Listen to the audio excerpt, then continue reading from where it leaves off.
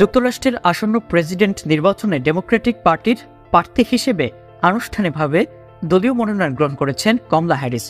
বৃহস্পতিবার 22 আগস্ট শিকাগোতে দলের 4 দিনের জাতীয় সম্মেলনের শেষে রাতে তিনি চূড়ান্তভাবে মনোনয়ন গ্রহণ করেন। এই সময় যুক্তরাষ্ট্রের প্রেসিডেন্ট হওয়ার আশাবাদও ব্যক্ত করেন তিনি। মনোনয়ন গ্রহণ শেষে দেশবাসীর উদ্দেশ্যে কমলা হ্যারিস বলেন, আমার বিশ্বাস 2024 সালের নির্বাচন হল যুক্তরাষ্ট্রের ভবিষ্যতের জন্য লড়াই, আর এই মনোনয়ন একটি নতুন পথ তৈরি করার সুযোগ। কমলা হ্যারিস অঙ্গীকার করেন তিনি বিশ্বজুড়ে স্বৈর শাসনের বিরুদ্ধে লড়বেন। প্রেসিডেন্ট নির্বাচনের মনোনয়ন গ্রহণের ঐতিহাসিক এই মুহূর্তে সম্বোধনা মঞ্চে দেওয়া ভাষণে কমলা বলেন, জনগণের পক্ষ থেকে, প্রত্যেক আমেরিকানদের পক্ষ থেকে, দল, জাতি, লিঙ্গ এবং আপনার দাদি যে ভাষায় কথা বলেন তা নির্বিশেষে আমি আপনাদের মনোনয়ন গ্রহণ করছি। তিনি আরো বলেন, আমি আমার দেশকে পুরো হৃদয় দিয়ে ভালোবাসি।